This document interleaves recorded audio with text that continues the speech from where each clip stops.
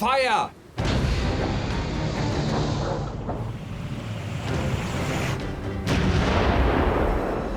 Dönitz's fleet is expanding, and he will not rest until he sent every convoy ship to the bottom of the North Atlantic. Heil Hitler. Dönitz has 300 U-boats. Monster wolfpacks. We need more ships. You admirals are always asking for more and more ships, and when you get them, things get no better.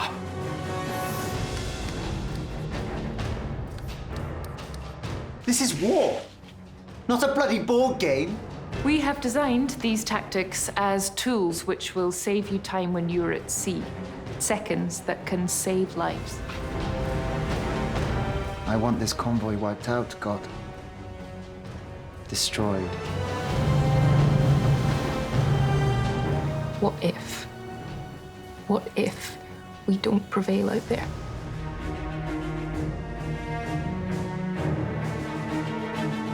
I need results, God! And ladies, remember, the work we are doing here is more important than ever. Never forget that. If there's going to be an unconditional surrender, it will be theirs, not ours.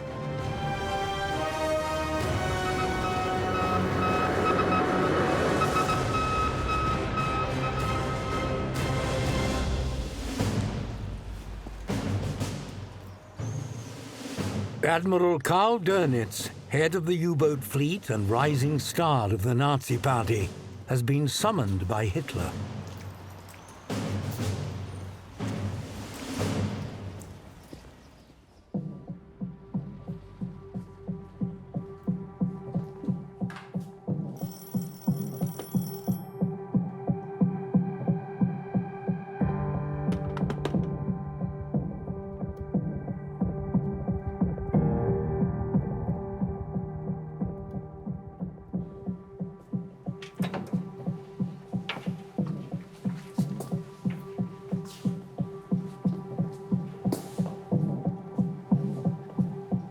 Dönitz was a dedicated Nazi.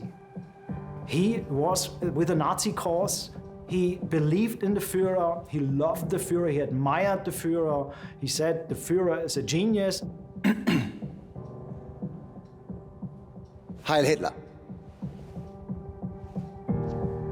After failing to stop the convoys using surface ships, the head of the German Navy has resigned. And Dönitz is waiting in the wings to take his place. He's absolutely thrilled. I won't let you down. Because having nursed these ideas and ambitions of winning the Atlantic War with U-boats, he's all of a sudden in control. And so from January 1943, he feels that he's invincible and unstoppable. At WATU, the Western Approaches Tactical Unit, Captain Gilbert Roberts and Wren Laidlaw are tasked with devising anti-U-boat tactics. Churchill always said that one of the things that he most feared in the war was the Atlantic War, was the U-boat war. Roberts and Laidlaw at WATU feel this pressure enormously. Ladies, I'm not going to sugarcoat this. We need food supplies. Dönitz's fleet is expanding, and he will not rest until he sent every convoy ship to the bottom of the North Atlantic. And ladies, remember, the work we are doing here is more important than ever. And every one of you plays an essential part. Never forget that. All of us, it's our job to prove that these tactics work. To teach these officers... You two, here? Good morning, gentlemen. Officers attending the WATU wargaming courses learn the tactics they will use at sea. WATU now starts to give these courses to many, many people. They run from Monday till Saturday every single week, day in, day out from February 1942 until the end of the war. Below you is the North Atlantic. Each line marks a mile. The U-boats will be invisible to you as they would be in normal conditions at sea. If you could take your places behind the screens, please.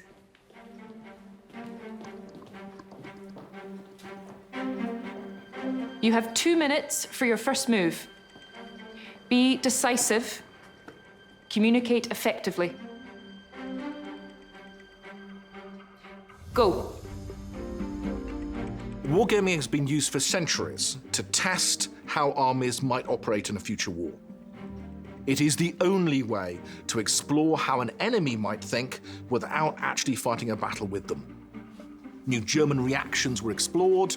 They were then introduced into the training process so that in the battle space, in the Atlantic, when an order was given, everybody knew what to do. This is not a game. This is training for war.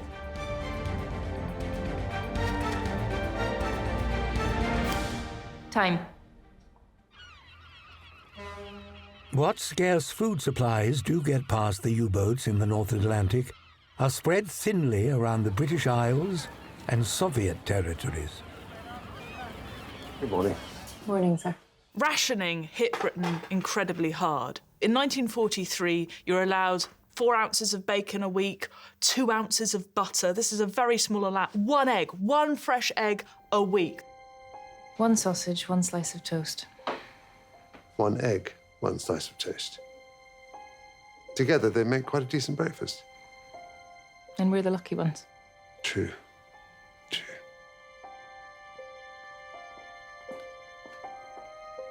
I see the cues. Mother's having to say no all the time.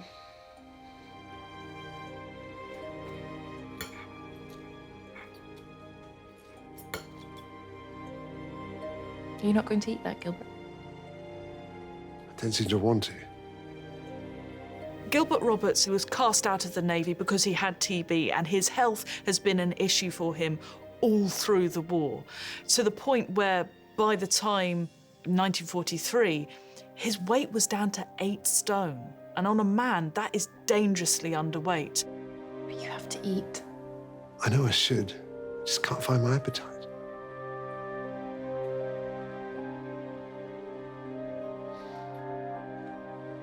They realize that every single day that they don't come up with a solution, more and more ships are going down. Ships not only means material, it also means human lives are being lost.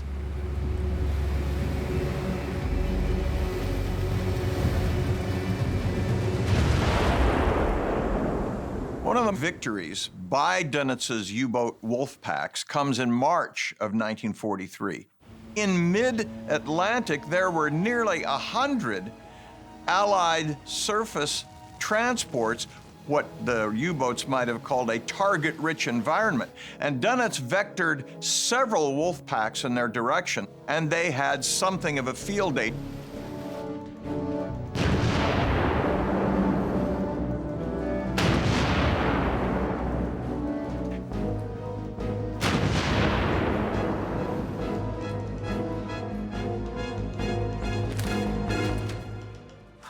Another hit. Dönitz has 300 U-boats. Monster wolfpacks. We have nowhere near enough escorts to match that. But Roberts and Horton will not be outgamed.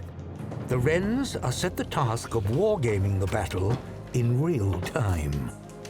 They add extra naval support ships to assess how many merchant vessels could be saved. Wren, what's the tonnage lost so far? What are you waiting for? Find out! These 2 convoys travelling in tandem lost 22 ships to U-boat attack. That's over 300 lives. All of these men struggling desperately to get out of the boats before they slip underwater. These boats go down in seconds. Not only was it a devastating loss to the war effort, but it was a tragic end to so many seamen's lives. If we had those support ships, we could have saved 8 ships. As I've been telling the Admiralty for months. I can't wait for them to make up their bloody minds. If you want something done, do it yourself. I'm going to tell Churchill myself.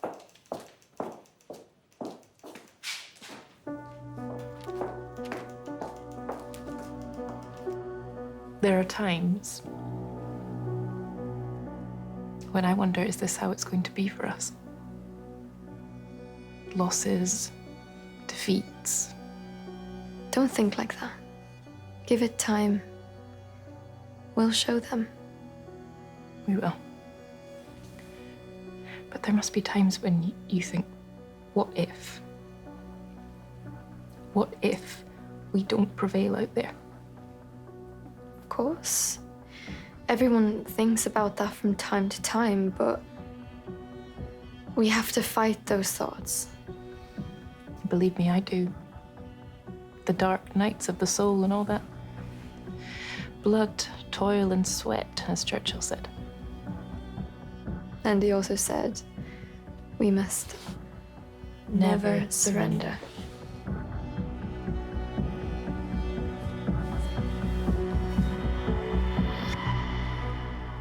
We suddenly realized that this was a serious war.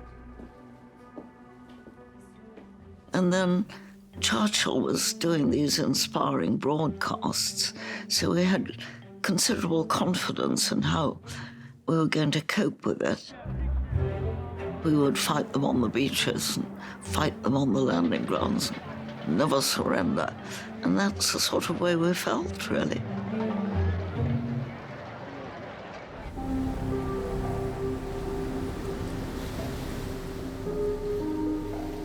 Despite his elevated rank, Carl Dönitz maintains direct contact with his U-boat fleet in the North Atlantic.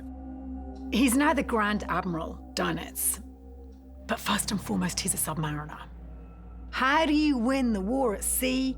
You win it under the ocean with your U-boats. The sea war is the war of the U-boats.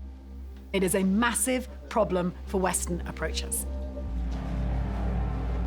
Following Dönitz's promotion, Rear Admiral Eberhard Gott is now head of U-boat operations. This isn't Stalingrad. This isn't North Africa. In the North Atlantic, we win our battles. 100 U-boats here, stalking the Black Pit. 100 being repaired, 100 ready to be deployed. They don't stand a chance. They think they're going to invade France. How? How will they get their troops across? The sea war is the U-boat war. If there's going to be an unconditional surrender, it will be theirs, not ours. March 1943 really was a very successful month for the U-boat force, and it looked like if it's really going on like that every month, then maybe we really have the chance to bring Britain to her knees.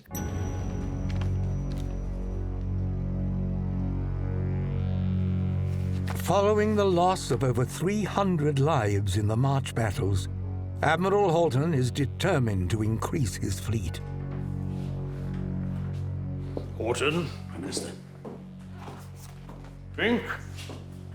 No, thank you.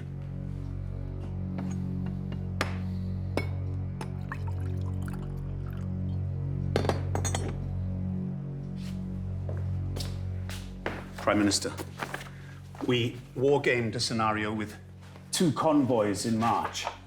We added 3 groups of support ships, rapid response units that Horton has an ace up his sleeve, and he can prove that the ships will make a difference because he has the strategy, he has the war game that proves extra ships can turn the war around for Britain. 22 ships were lost in that battle. If we'd had the extra support ships, as I've been proposing to the Admiralty for months, we could have saved 8 ships. 8 ships. Give me 15 destroyers, and we will beat the subs at their own game. You admirals are always asking for more and more ships, and when you get them, things get no better.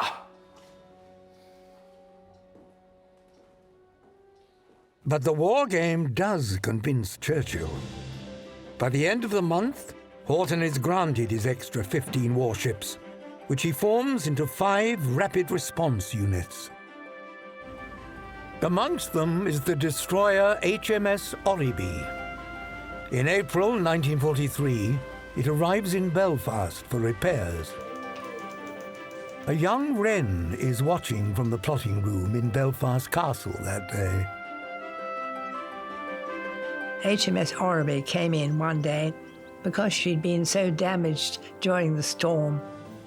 The first thing they did was to send a message to say, send us half a dozen Wrens down to have a drink.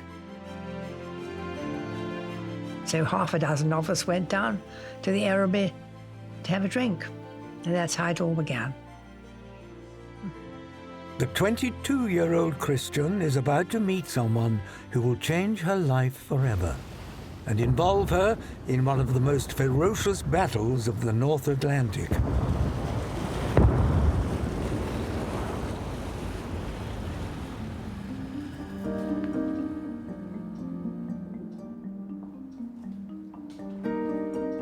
Another 3 depth charges. He'd already used every single depth charge on his ship. Where did he think he was getting another 3 from? Thankfully, they can make their mistakes here and not at sea. Can I ask you something? Do you think, should I talk more slowly? And more quietly? I just tend to boom somewhat, wouldn't you say? At times, perhaps? In Robert's early lectures, it was remarked upon that some of his speeches were garbled or unclear. His solution is brilliant. He goes to Liverpool Theatre, where Tommy Handley is performing. Now go on, buzz off. Bait your fishing rod with a sausage and catch a titler. A titler? Yes, an adult titler. Tommy Hadley had a satirical radio show which took the mick out of Hitler, which, of course, allowed him to teach Robert, these little references he could put into his talks to make them more interesting and engaging. I would like to get this thing right. Get the message through. Make them understand how important it is when they're out there. I think they do understand that. You know how I like to send them on their way with a memorable line. Give them courage. I want to know I'm doing it right. The Prime Minister, he's rather fond of pauses.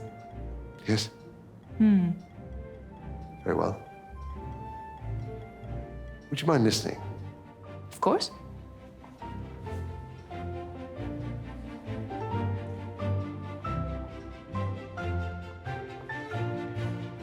The Battle of the Atlantic.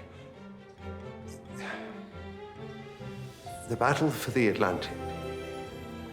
The WATU course is teaching communications and coordination.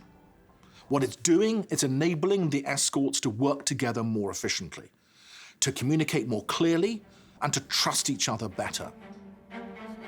Escort Commander Peter Gretton is a firm believer in the WATU courses. Gretton was an exceptional officer and clearly one of the bright lights and one of the great escort captains, anti-submarine captains of the Second World War.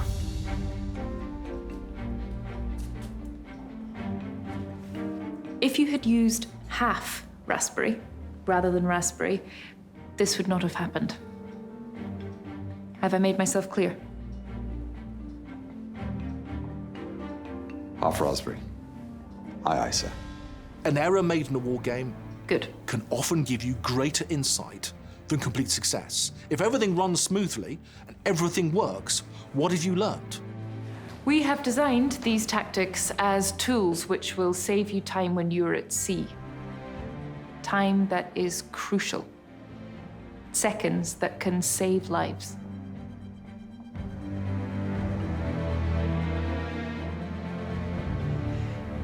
Sir?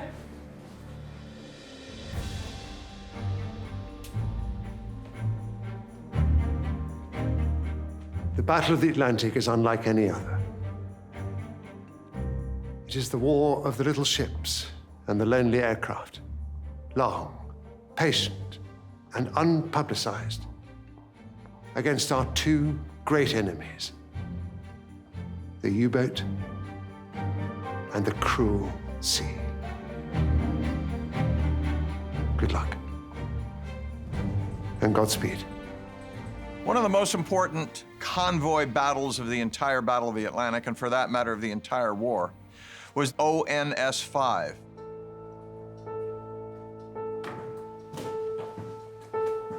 Dönitz decided that he wanted to annihilate this convoy entirely, to demonstrate to the Allies that they could not venture onto this ocean, that that convoy could lose every ship in it. So, ONS5. It's one of the largest single convoys ever undertaken. 43 ships bound for Halifax. On its return, it will be carrying tons of vital food and raw materials. If you have something to say, man, say it to me. We will be taking the north route.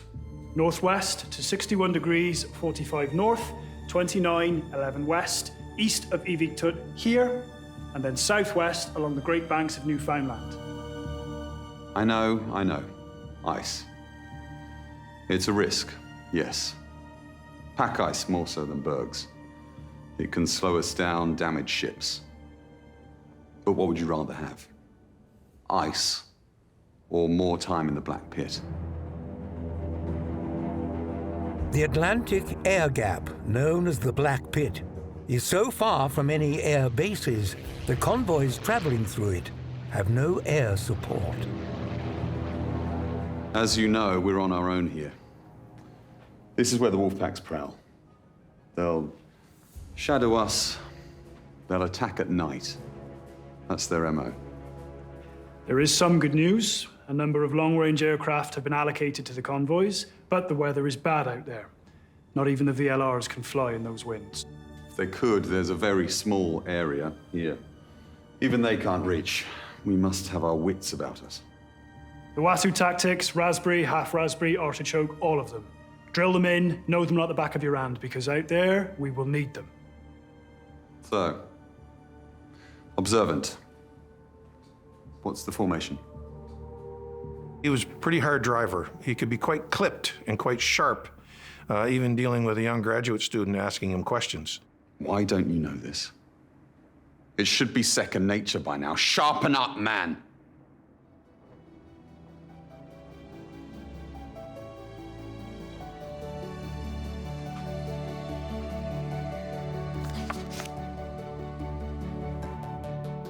At the drinks party on HMS Oribe, Christian Oldham meets First Lieutenant John Lamb.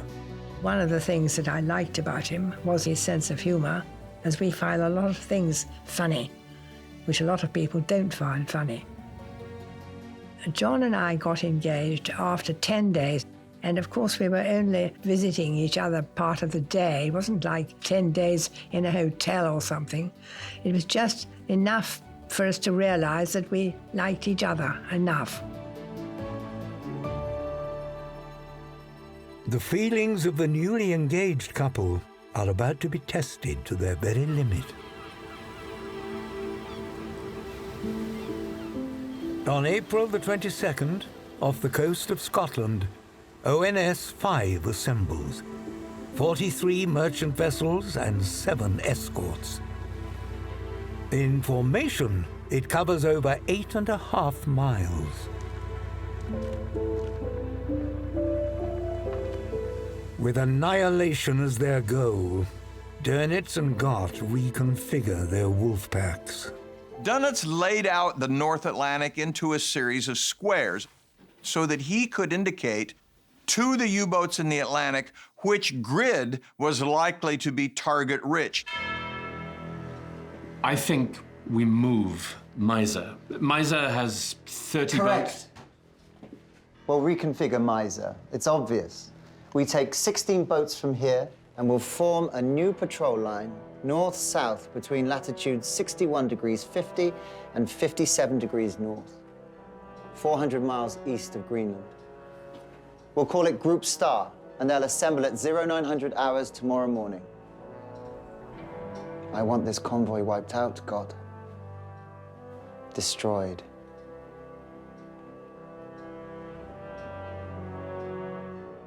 The convoy is facing Of course, the threat of Dönitz's U-boats, this coming right after the mass sinkings in March, everybody's very fearful that this is going to happen again.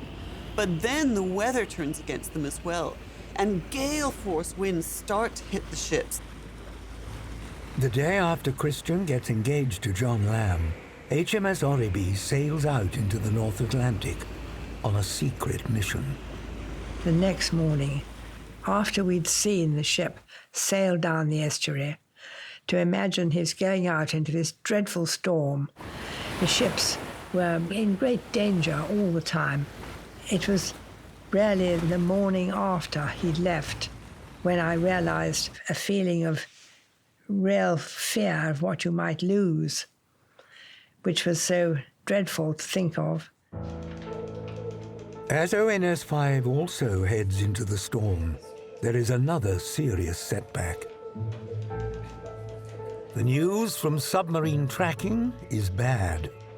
Expect U-boats in the general area of Newfoundland. What? That's a large area, sir. Are there any bearings? If I had bearings, Wren, I would give you bearings. Now get on.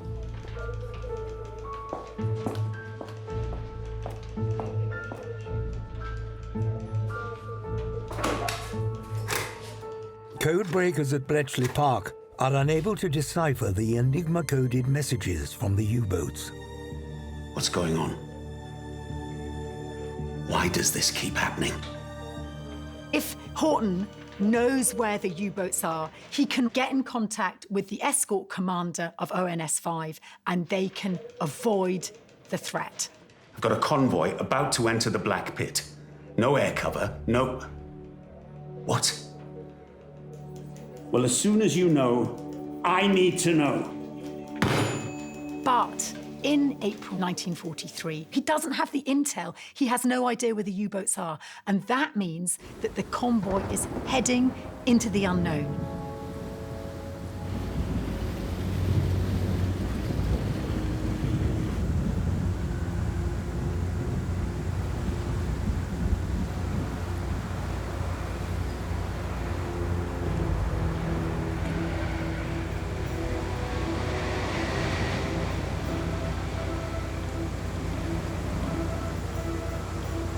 They're like corks out there without cargo. We've already had one collision. Fuel at 62%, sir. Speed? 4 knots. I shouldn't have to be dealing with this. A ship that guzzles fuel. 8% a day, it's a farce. This is the North Atlantic. We'll never be able to fill her with these waves. We've got a few more days, and that's it. HMS Duncan had boiler problems, so she was using more fuel than usual anyway. In addition, she was a fast destroyer, so her fuel use was very high.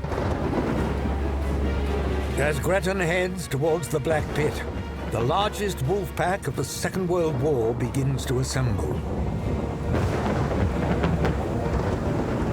The captain of U-boat 650 is hunting for prey. Masthead spotted! Message to U-boat headquarters. Convoy spotted. Speed 8 to 10 knots, bearing 270. The message is ciphered on the Enigma machine and radioed to U-boat command. That message would tell Dönitz what was coming, where it was coming, at what speed. He would then use the grid coordinates of the North Atlantic to send his own messages out to other U-boats in the area, ordering them to congregate in the appropriate spot so that they could all attack the convoy as a wolf pack.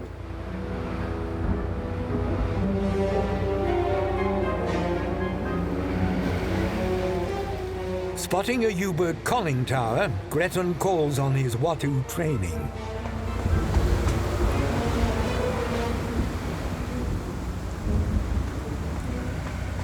U-boat sighted at a range of about 2 miles, bearing 146.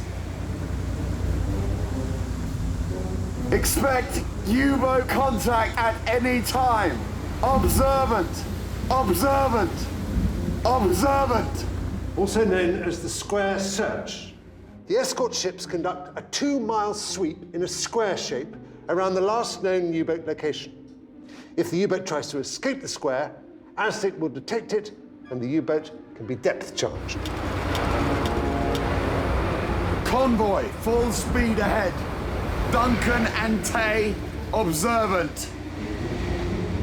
The escorts that are in the area, assigned by that tactic, then search that square in the good knowledge that the U-boat is probably operating within that area.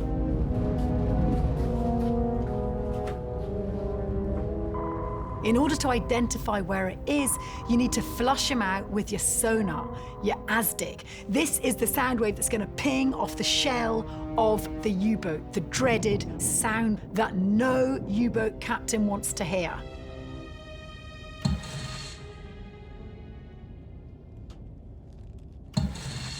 When they're getting pinged by ASDIC, they know that the British are getting close. When they can hear escorts getting closer, they know their risk is increased.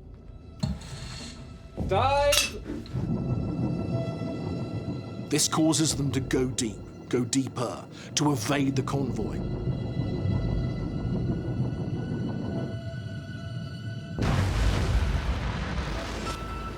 Once the ships are in the observant formation, Gretton launches a pattern of 10 depth charges.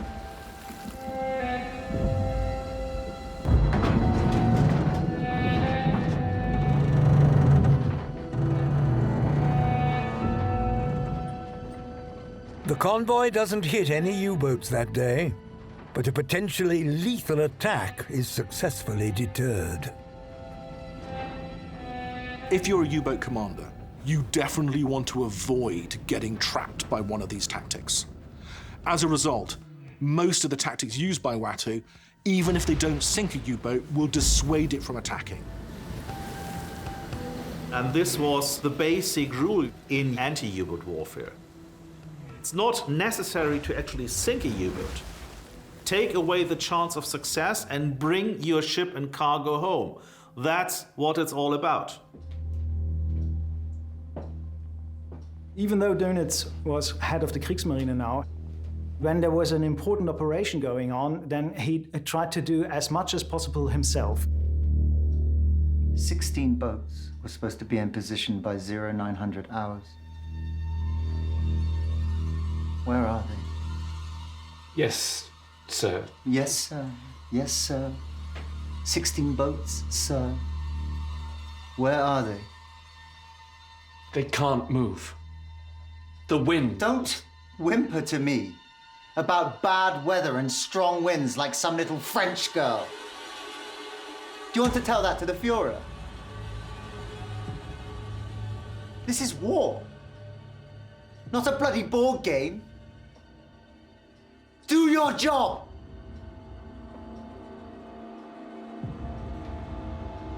Get the boats there. Now. Attack!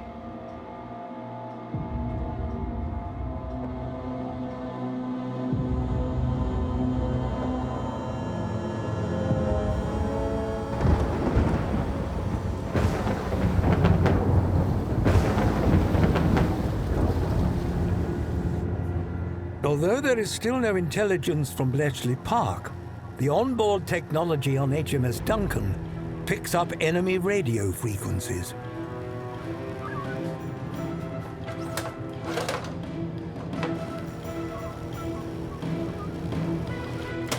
Bloody magpies chattering. Gretton's use of the term chattering of magpies merely indicates there were multiple signals. This cascade tells him that there's a major wolfpack converging on him. Message to western approaches. Submarine sighted. Position, course, and speed 6137 north, 3249 west. Huffed-up activity suggests several more in the vicinity. It's even worse than they thought. They're surrounded. It's a bit like being in a camp at night in the moonlight and you can hear the wolves howling in the distance.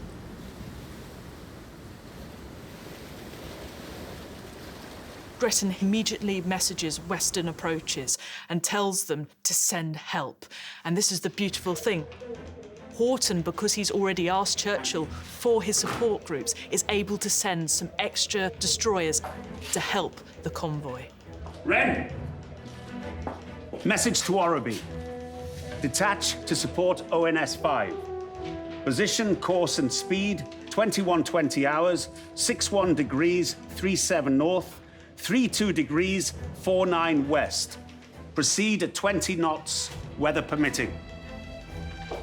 If he's wrong, then that support group has expended fuel getting to that location and may not end up fighting any U-boats at all.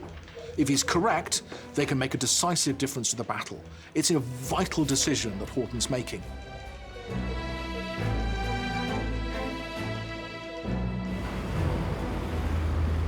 In the mountainous waves, the Orreby travels slowly.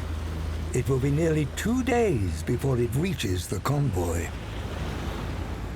Although there have been no direct hits on Dönitz's fleet, 2 U-boats have returned to base for repairs. The imbecility. The magnitude of it. It's gale force 10. The waves. You don't get it, do you? It's this. What Kretschmer had, what Preen had, what Shepka had, what I have! I need results, God!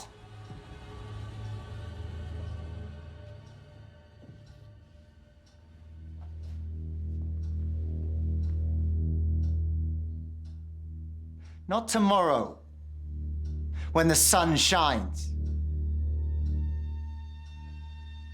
Now.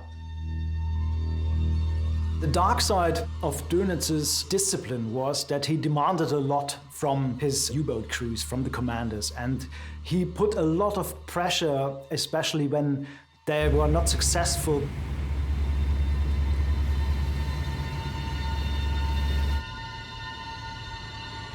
We know what the standard U-boat tactic is, the ideal tactic. Get in among the convoy shipping lanes on the surface late at night when you can't be spotted.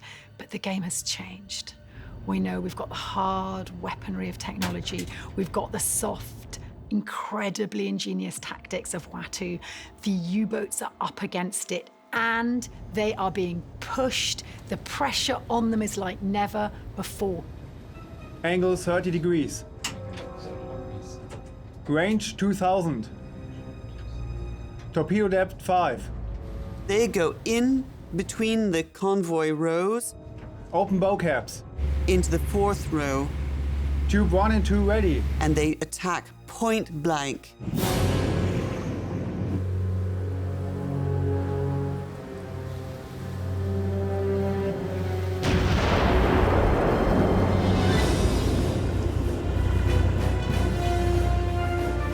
The McKee Sport, a merchant ship carrying 68 men, takes a direct hit.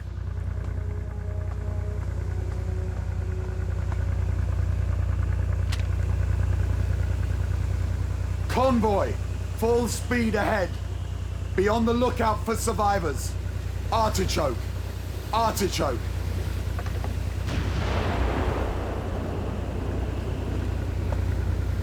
Let's send these bastards to the deep. Artichoke! Artichoke! Operation Artichoke. To be used when a U-boat attacks by day or by strong moonlight. The escort astern the convoy immediately proceeds to the torpedoed ship, scanning with ASTIC. All other escorts turn and speed astern the convoy until 6,000 yards past the stricken ship. The rest of the escorts move to the rear of the convoy and then basically scan forwards. The evading U-boat will hopefully run into the line created by the Artichoke tactic. Again, they are using the fact that the U-boats are concerned about being hunted.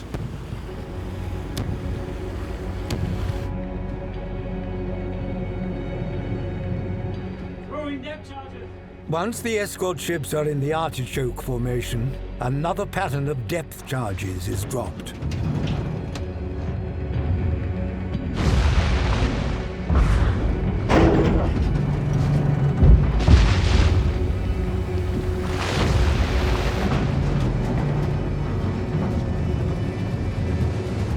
Again, there are no direct U-boat hits, but Operation Artichoke deters further attacks.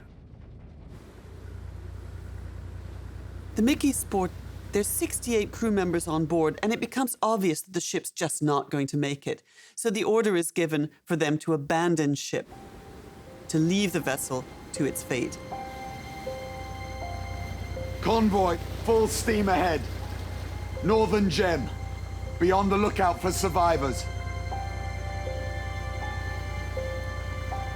One of the reasons the Atlantic War is really so terrible is because of the fact that human beings are going overboard and they're going into this terrible icy water, sometimes into pools of oil and sometimes into flames. You have a life expectancy of only a few minutes.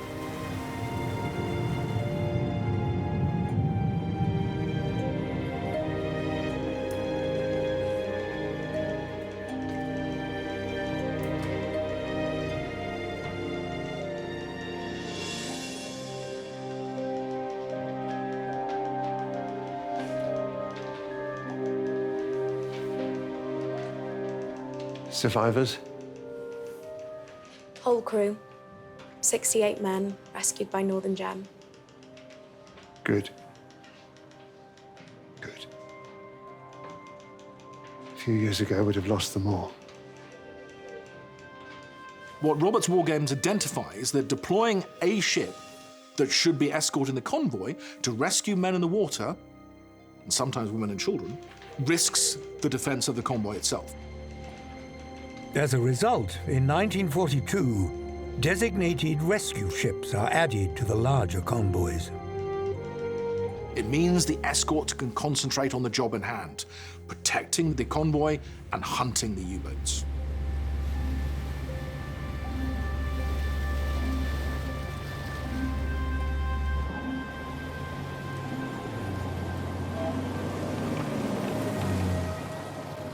In Belfast, Christian Oldham finds herself plotting the course of her own fiancé's ship as it gets closer to the convoy.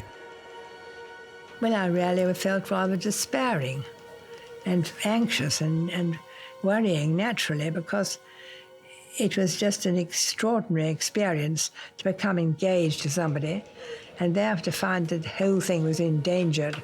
It was something of a nightmare to be living through this extraordinary situation where you had nothing you could do about it but just watch from a distance. The weather is atrocious, and the Orrery, its compass breaks. It's an absolute disaster. It finally manages to make it to the convoy and finds that it's hove to. It's stationary. The storm is now so bad, neither the ships nor the U-boats can move. Until it passes, the convoy can only watch and wait.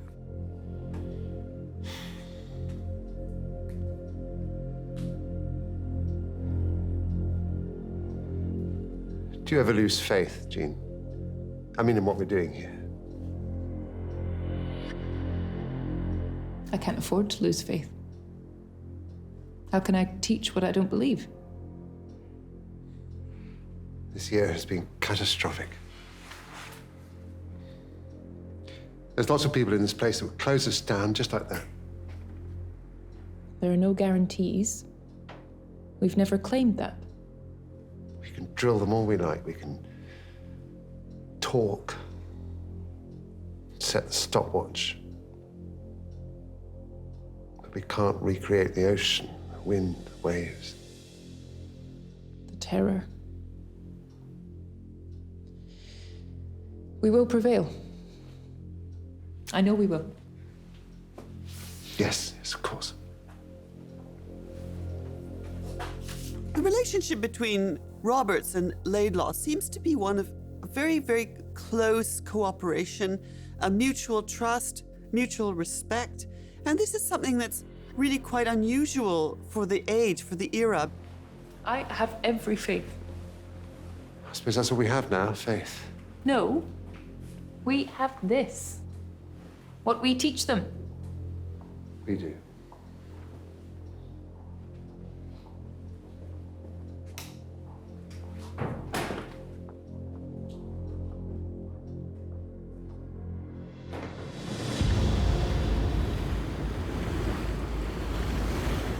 As the storm begins to abate, HMS Duncan's fuel is now dangerously low. Western approaches aren't gonna like it. Do you think I like it? The last bloody thing I want to do, leave my charge. The last thing. I've lives to protect, on the ships and back home. What choice have I got? We've got just enough fuel to get us to St. John's, if that.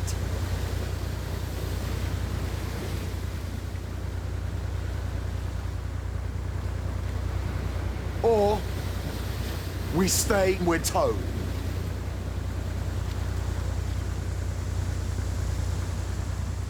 It may seem odd to us that any man, or indeed woman, would want to remain in a battle zone. But Gretton, like most of the men fighting in this war, they're to win it, come what may.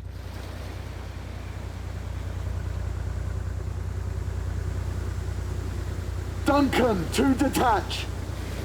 Steer course for St. John's, Newfoundland. Best speed.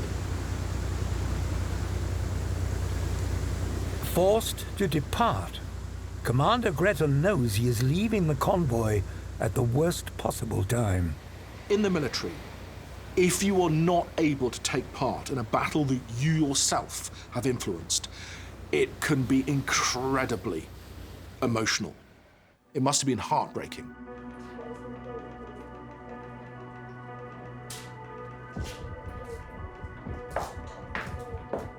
News of Gretton's departure from the convoy soon reaches Admiral Horton. Present weather conditions preclude oiling at sea. Intend detaching. And he's taking 3 other escort ships with him. That ship was built in the 30s. It's not up to modern standards.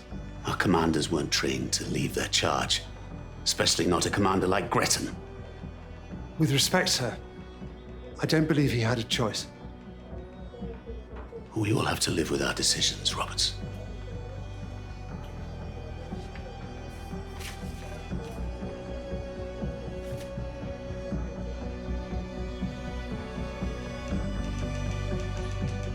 It is now 5 days since ONS5 was spotted by U-boat 650. As the convoy reaches the Black Pit, Dönitz is desperate for his wolfpack to attack. Message.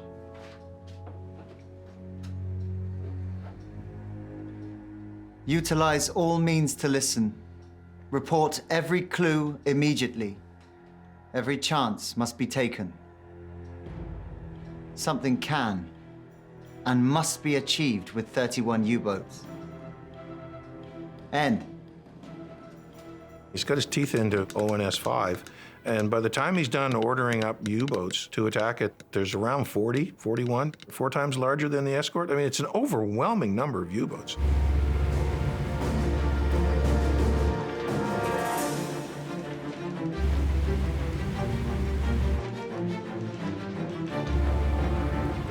Knowing that 3 days ago her fiancé's ship HMS Oribe joined the convoy, Wren Christian Oldham refuses to leave the plotting room.